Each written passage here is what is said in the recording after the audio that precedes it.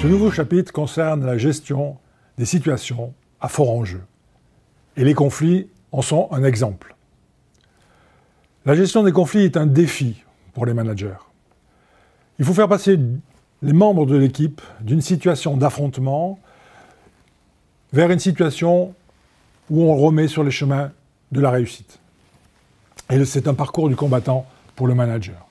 Et souvent, la solution, elle est dans l'anticipation et dans la prévention des conflits.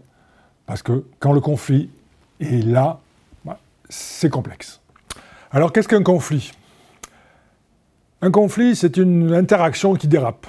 C'est un désaccord, c'est entre deux personnes, des opinions, des intérêts différents, c'est des valeurs qui se entrechoquent.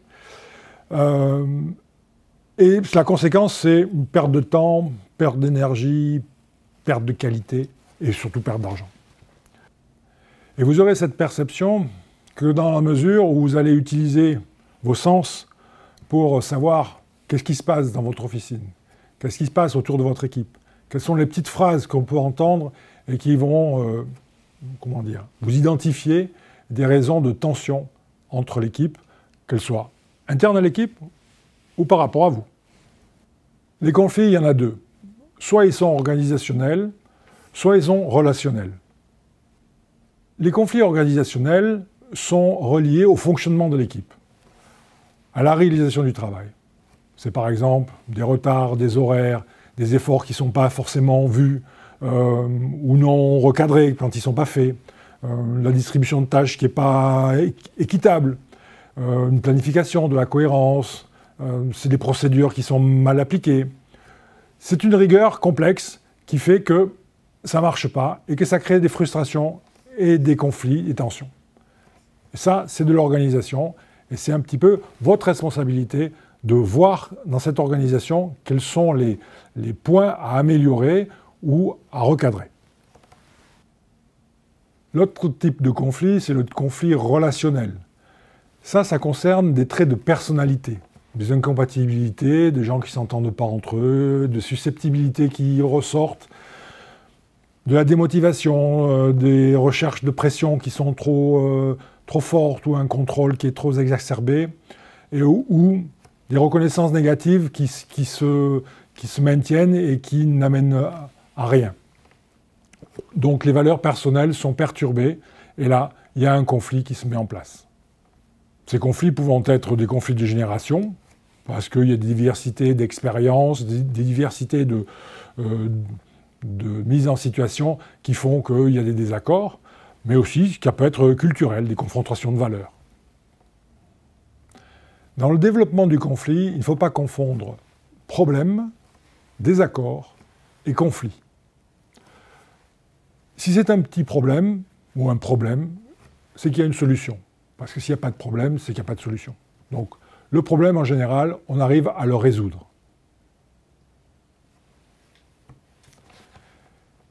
Si c'est un désaccord, et qui est exprimé, ça peut être un challenge pour vous, parce que c'est un autre point de vue. C'est quelqu'un qui est impliqué, qui n'est pas d'accord avec une décision, ou qui n'est pas d'accord avec une procédure, qui n'est pas d'accord avec ce qui se passe, et qui voudrait exprimer ce qu'il ressent. Ça peut être intéressant pour vous, parce que ça peut être un complément, ou au contraire, une opinion qui peut être intéressante parce que vous ne l'aviez pas vue. Le conflit, c'est un désaccord qui n'a pas été vu, qui se transforme en tension, qui persiste dans le temps.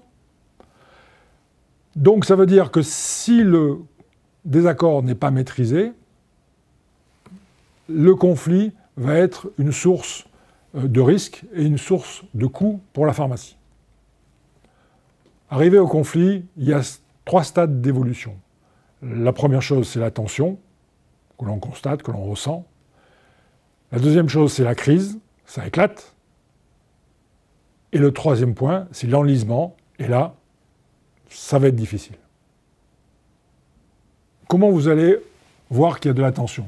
D'abord, vous allez voir que les gens ne s'écoutent pas. Il y a beaucoup de silence. Vous sentez que les postures corporelles se ferment. Il y a moins de sourires. Il y a moins d'échanges. Il y a un désengagement, il y a une implication qui est moindre dans votre officine.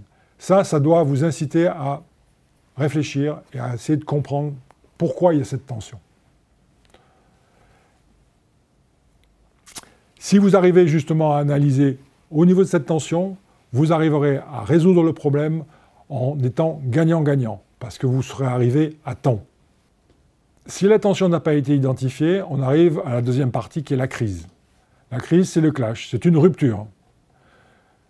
Là, vous allez identifier toutes les émotions de défense qu'on a vues précédemment, c'est-à-dire la colère, la peur, la tristesse pour certains, et qui vont s'identifier par une hausse du ton de la voix, par des pleurs de temps en temps, par des radicalisations de posture très fermées. Et là, il n'y a plus de possibilité de compromis. Il faut trancher pour prendre une décision, et là, vous serez gagnant-perdant. Il y aura toujours quelqu'un qui va perdre au moment de la crise. Et qui dit perdant, dit frustration, avec le risque que cette crise revienne plus tard. Le stade 3, il faut pas l'espérer parce que c'est l'enlisement.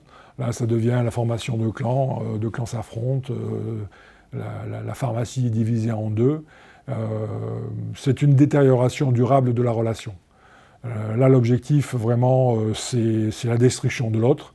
Donc, de toute façon, ça sera perdant-perdant. Donc, vaut mieux éviter l'enlisement. Heureusement, ça arrive rarement.